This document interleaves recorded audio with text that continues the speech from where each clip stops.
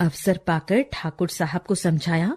जो ही तीसरा स्टेशन आया, ठाकुर साहब ने बाल बच्चों को वहां से निकालकर दूसरे डिब्बे में बैठाया। उन दोनों दुष्टों ने उनका असबाब उठा उठाकर जमीन पर फेंक दिया।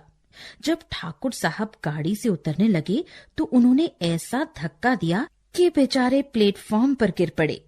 उधर मुंशी बैजनाथ की और भी बुरी दशा थी। सारी रात जागते हुए गुजारी। जरा पैर फैलाने तक की जगह न थी। उनकी तबीयत खराब हो गई। एक बार उल्टी हुई और पेट में मरोड़ होने लगी। बेचारे बड़ी मुश्किल में पड़ गए थे। चाहते थे कि किसी भांति लेट जाएं, पर वहां तो पैर हिलाने की भी जगह न थी। लखनऊ तक उन्होंने किसी तरह सहन किया। आगे चलकर विवश हो गए। एक स्टेशन पर उतर पड़े। प्लेटफॉर्म पर लेट गए। पत्नी भी घबराई, बच्चों को लेकर उतर पड़ी। असबाब उतारा, परंतु जल्दी में ट्रंक उतारना भूल गई। गाड़ी चल दी। दारोगा जी ने अपने मित्र को इस दशा में देखा तो वे भी उतर पड़े। मुंशी जी की दशा और बिगड़ गई थी। ज्वर, पेट में दर्द, नसों में तनाव, कै और दस्त। स्टेशन मास्टर ने यह हाल देखा तो समझे कि हैजा हो गया है। हुक्म दिया, रोगी को अभी बाहर ले जाओ। विवश होकर ये लोग मुंशी जी को एक पेड़ के नीचे उठा ले गए। उनकी पत्नी रोने लगी। हकीम, डॉक्टर की तलाश हुई। पता लगा कि डिस्ट्रिक्ट बोर्ड की तरफ से वहां एक छोटा सा अस्पताल है। उन लोगों की जान में जान आई। किसी से यह भी मालूम हुआ कि डॉक्टर साहब बिल्हौर के रहने वाले हैं। थोड़ा ढाढ़स बंधा और दारोगा जी अस्पताल दौड़े। डॉक्टर का नाम था चोखेलाल। कंपाउंडर था। लोग आदर से डॉक्टर कहा करते थे। चीख पुकार सुन बाहर निकलकर बोले, कौन है? बैजनाथ अचेत तो थे नहीं। डॉक्टर की आवाज सुनी तो पहचान गए। धीरे से बोले, अरे ये तो बिल्हौर के ही हैं। भला सा नाम है। तहसील में आया जाया करते हैं। क्यों महाशय, मुझे पहचानते हैं?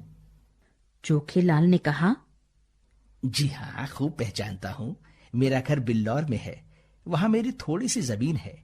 साल में 2 बार उसकी देखभाल को जाना पड़ता है। जब तहसील में लगान भरने जाता हूं, मुंशी जी डांट कर अपना हक वसूल कर लेते हैं।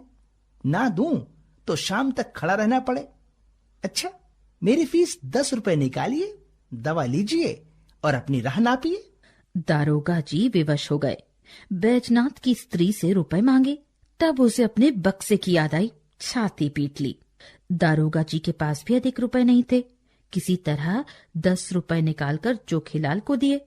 उन्होंने दवा दी। दिन भर कुछ फायदा ना हुआ। रात को दशा संभली।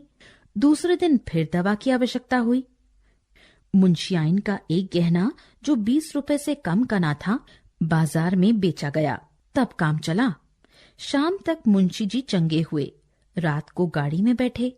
अयोध्या पहुंचकर ठहरने के स्थान की खोज हुई। पंडों के घर जगह नहीं थी। घर घर में आदमी भरे हुए थे। सारी बस्ती छान मारी, पर कहीं ठिकाना न मिला। अंत में यह निश्चय हुआ कि किसी पेड़ के नीचे डेरा जमाना चाहिए। किंतु जिस पेड़ के नीचे जाते थे वहीं यात्री पड़े मिलते। खुले मैदान में रेत पर पड़े रहने के सिवा और कोई उपाय न था। एक स्वच्छ स्थान देखकर बिस्तर बिछाए और लेटे। इतने में बादल घिर आए। बूंदें गिरने लगी। बिजली चमकने लगी। गरज से कान के पर्दे फटने लगे। बच्चे रोने लगे। स्त्रियों के कलेजे कांप रहे थे। अब यहाँ ठहरना दुस्सह था। आखिर जाए कहाँ?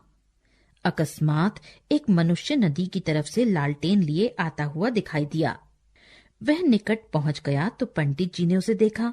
सूरत कुछ पहचानी सी मालूम हुई, किंतु ये विचार ना आया कि कहाँ देखा है। पास जाकर बोले, क्यों भाई साहब, यहाँ यात्रियों के ठहरने के लिए जगह मिलेगी? वह मनुष्य एकाएक पंडित जी की ओर ध्यान से देखकर बोला, आप पंडित चंद्रधर तो नहीं है? पंडित जी प्रसन्न होकर बोले, जी हाँ। आप मुझे कैसे जानते हैं? उस मनुष्य ने सादर पंडित जी के पैर छुए और बोला, मैं आपका पुराना शिष्य हूँ। मेरा नाम कृपाशंकर है। मेरे पिता कुछ दिन बिल्हौर में डाक मुंशी थे। उन्हीं दिनों मैं आपकी सेवा में पढ़ता था। पंडित जी की स्मृति जागी। बोले, ओहो, तुम कृपाशंकर हो। तब तो तुम दुबले पतले लड़के थे, कोई 8-9 साल के रहे होगे। कृपाशंकर? जी हाँ, 9वां साल था। मैंने वहां से आकर इंटर पास किया। अब यहाँ सरकारी नौकर हूं। कहिए, आप अच्छी तरह तो हैं? सौभाग्य है कि आपके दर्शन हो गए।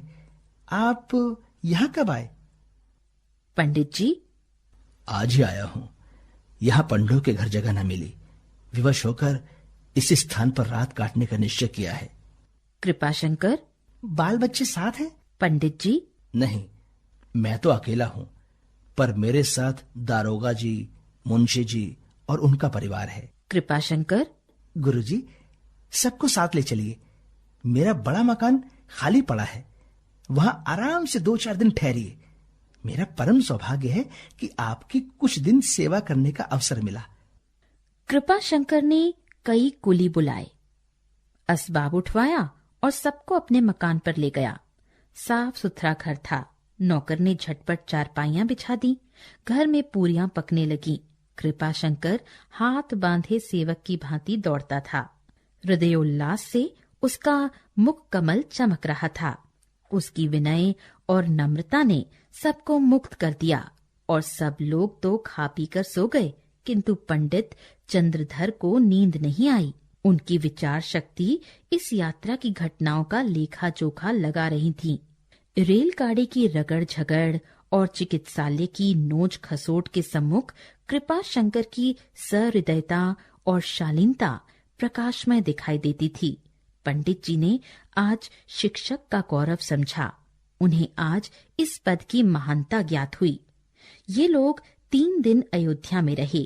किसी बात का कष्ट न हुआ। कृपाशंकर ने उनके साथ जाकर प्रत्येक धाम के दर्शन कराए। तीसरे दिन जब सब लोग चलने लगे तो कृपाशंकर स्टेशन तक पहुंचाने आया। जब गाड़ी ने सीटी दी तो उसने सजल नेत्रों से पंडित जी के चरण छुए और बोला, कभी कभी इस सेवक को याद करते रहिएगा। पंडित जी घर पहुंचे तो उनके स्वभाव में बहुत परिवर्तन हो गया था। उन्होंने फिर कभी किसी दूसरे विभाग में जाने की चेष्टा नहीं की।